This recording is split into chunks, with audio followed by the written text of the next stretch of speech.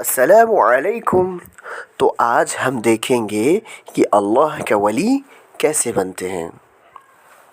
اللہ کے نبی صلی اللہ علیہ وسلم نے کہا، صحیح حدیث جس میں کوئی شک کی بات نہیں ہے، عن النبی صلی اللہ علیہ وسلم، آپ نبی صلی اللہ علیہ وسلم سے آپ نے کہا، ان فی الجنہ 100 درجہ، بے شک جنت کے اندر 100 درجات ہیں۔ اعد اللہ للمجاہدین فی سبیل اللہ، جو اللہ سبحانہ و تعالی نے مجاہدین، اپنے بندے جو جہاد، جو محنت کرتے ہیں اللہ کے راستے میں، ان کے لیے تیار کر کے رکھا ہے۔ ما بین الدرجتین کما بین السماء والارض، اور جنت کی ان 100 درجات میں سے جو 2 درجے ہیں، ایک درجے سے دوسرے درجے کا جو فاصلہ ہے وہ ایسے ہے جیسے آسمان و زمین۔ جس طریقے سے ہم رات میں کھڑے ہوتے ہیں تو آسمان میں ستارے دکھتے ہیں اور ہم زمین پہ کھڑے ہیں، کچھ ایسا ہی فاصلہ جنت کے ایک درجے سے دوسرے درجے کے بیچ میں ہے۔ یہاں تک کہ جو ایک جنت کے درجے میں رہنے والے لوگ ہیں، وہ دوسرے درجے کو جنت میں کسی ستارے کی طرح چمکتے ہوئے دیکھتے ہیں۔ آگے سمجھیں گے۔ یہ حدیث صحیح بخاری میں ہے 2790 اور صحیح مسلم میں بھی 1884، دونوں ہی صحیح حدیث ہیں، اس میں کوئی شک کی بات نہیں ہے، یہ ضعیف کمزور نہیں ہے اور نہ ہی تو فرجی۔ اللہ کے نبی صلی اللہ علیہ وسلم نے ابو بکر اور عمر رضی اللہ عنہ کے بارے میں بتایا ہے، ان کا کیا درجہ ہے اللہ سبحانہ و تعالیٰ کے یہاں۔ اللہ کے نبی نے کہا، عن علی رضی اللہ عنہ قال رسول اللہ صلی اللہ علیہ وسلم، علی رضی اللہ عنہ سے کہ آپ نے کہا کہ رسول اللہ صلی اللہ علیہ وسلم نے آپ کو بتایا، ابو بکر و عمر سیدہ کہول اہل الجنہ من الاولین والآخرین۔ ابو بکر اور عمر جو ہیں وہ جنت کے جو بزرگ ہیں، یعنی جو جنت کے سب سے جو ہے اعلیٰ درجے پہ جو لوگ ہیں، جن کا جنت میں مقام بہت ہی بڑا ہے، ان کے جو ہے سید ہیں، یعنی ماسٹر ہیں، سردار ہیں، یعنی ان سے بھی بڑا مقام اللہ سبحانہ و تعالیٰ کے یہاں ہے، کیونکہ جو لوگ جنت کے سب سے اونچے درجے میں ہوں گے، جس کا نام فردوس ہے، تو اس میں جو بزرگ ہیں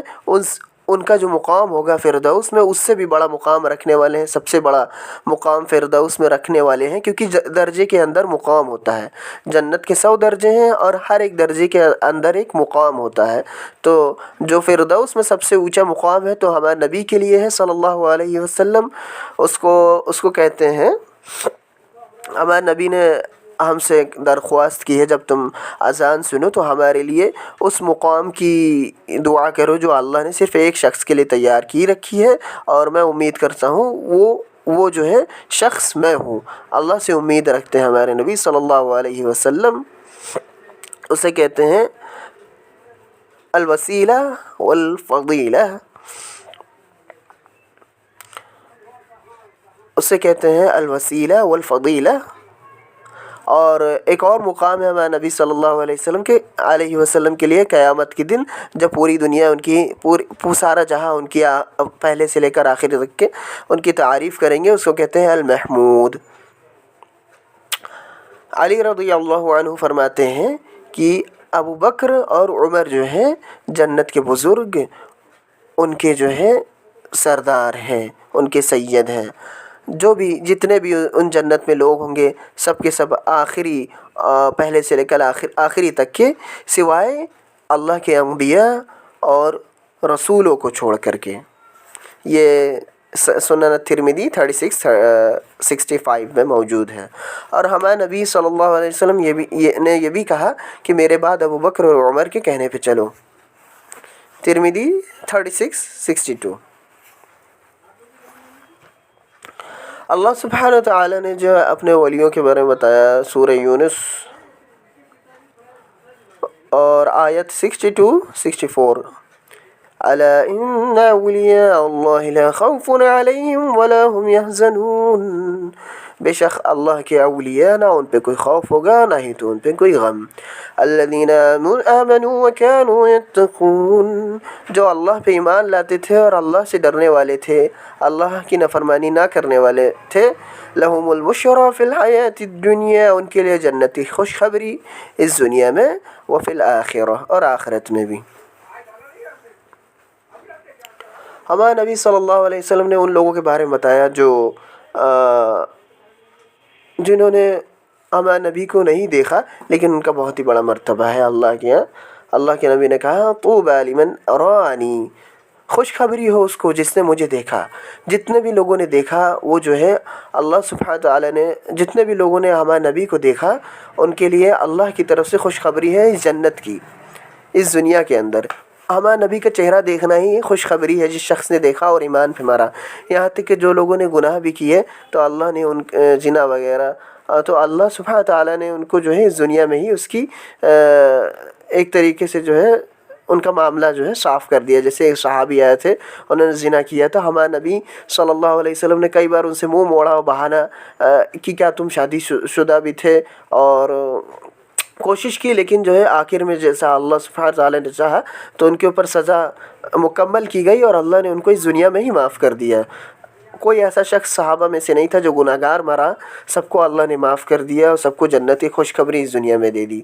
طوبی لمن رآنی، اس کو خوشخبری ہو جس نے مجھے دیکھا، وآمن بی، اور مجھ پہ ایمان لایا، وطوبی ثم طوبی، اور ڈبل خوشخبری اس کے لیے جو میرے اوپر ایمان لایا اور مجھے نہیں دیکھ سکا۔ صحیح مسلم 157۔ اور چلو اللہ کا ولی بنتے کیسے ہیں؟ من عاد لی ولیہ،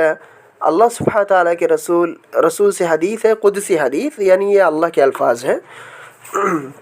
من عاد لی، جس نے مجھ سے دشمنی لی، میرے ولی سے دشمنی لی، من عاد لی ولیہ فقد آذنتہ بالحرب، جو میرے ولی سے دشمنی کرے تو میں اس کی اور جو ہے جنگ چھیڑتا ہوں۔ وما تقرب الی عبدی بشیء احب الی مما افترضت علیہ، میرا بندہ جو ہے میری اور کسی بھی چیز سے قریب نہیں آتا، اس سے زیادہ کسی بھی چیز کو کر کے قریب نہیں آتا اس سے زیادہ جتنا کہ وہ فرض چیزوں کو کر کے میرے قریب آتا ہے۔ جو اللہ نے فرض کی ہیں وہ سب سے پہلے کرنا ہے، یہی چیز اللہ سبحانہ تعالیٰ کے قریب ایک بندے کو لے جاتی ہیں سب سے پہلے، اور بعد میں نفل آتی ہیں۔ وَلَا يَزَالُ عَبْدِي يَتَقَرَّبُ إِلَيَّ بِالنَّوَافِلِ، اور میرا بندہ جو ہے رکتا نہیں ہے میرے قریب آنے سے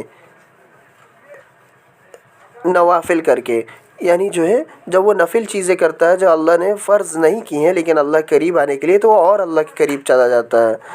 حتی احبہ فاذا احببتہ، یہاں تک کہ اللہ اسے محبت کرنے لگتے ہیں،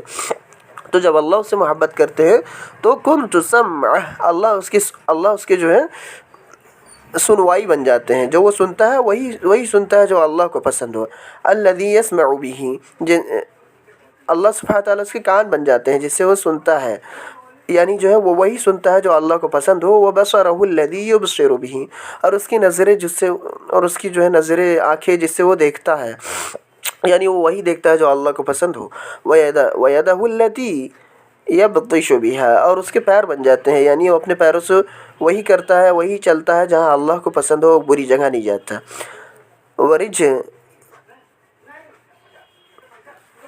وَيَدَهُ الَّتِي يَبْطِشُ بِهَا، اور اس کے ہاتھ جن سے وہ جو ہے کسی بھی چیز کو مارتا ہے اور بھی دوسرے کام، تو اللہ اس کے ہاتھ بن جاتے ہیں، یعنی وہ اپنے ہاتھوں سے وہی کرتا ہے جو اللہ کو پسند ہو۔ وَرِجْلَهُ الَّتِي يَمْشِي بِهَا، اس کے پیر بن جاتے ہیں جن سے وہ چلتا ہے، یعنی وہ وہیں چلتا ہے جہاں اللہ کو پسند ہو، اللہ کی نافرمانی کیوں نہیں چلتا۔ یہ حدیث صحیح بخاری 6502 میں ہے۔ اللہ کے ولی بننے کے لیے جو اللہ نے 5 وقت نمازیں فرض کی ہیں قرآن کے اندر، وقت سے قضا نماز نہیں ہوتی ہے۔ اللہ نے کہا ان الصلاۃ کانت علی المؤمنین کتابا موقوتا، بے شک نماز مومن بندوں پہ فرض کی گئی ہے۔ ایک مقرر وقت پہ